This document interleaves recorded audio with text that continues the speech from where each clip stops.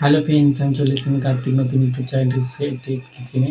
আজ একটা নতুন রেসিপি নিয়ে। আজকের রেসিপি হচ্ছে ম্যাগি একটা রেসিপি। সেটা বানাতে কী কী উপকরণ লাগে আসুন দেখায়। তার আগে একটা কথা বলতে, আমার চ্যানেল নিচে এসে ভিডিও ছাড়া আছে, আমাদেরকে ভালো করে লাইক কমেন্ট শেয়ার করবেন, বেশি বেশি করে শেয়ার করবেন। আমি যদি আমার চ্যানেল নতুন হয়ে থাকে প্লিজ সাবস্ক্রাইব করবেন, নিচে বেল নোটিফিকেশনটা অল করে দেবেন, যাতে আমার ভিডিও আমাদেরকে আরেকম।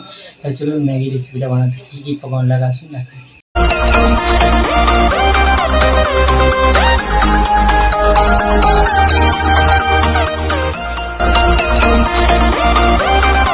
ম্যাগি রেসিপিটা বানাতে কী কী উপকরণ লাগে আসুন দেখিয়ে দেবো। তার আগে একটা কথা বলে দিই, ভিডিওটা প্রথম থেকে শেষ অবধি দেখার অনুরোধ রইল।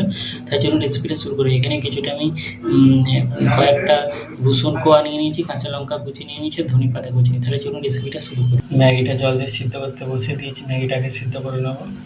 রসুনটা গ্রেট করে নিয়েছি, এর মধ্যে এবার দিয়ে দেবো ম্যাগি মশলাটা।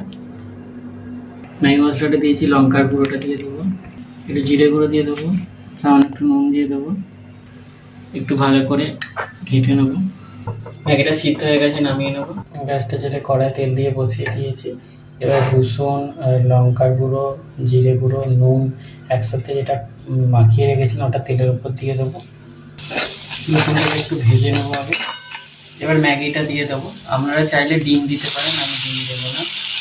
ভালো করে নেড়ে চেড়ে নেবো, একটু সামান্য জল দেবো।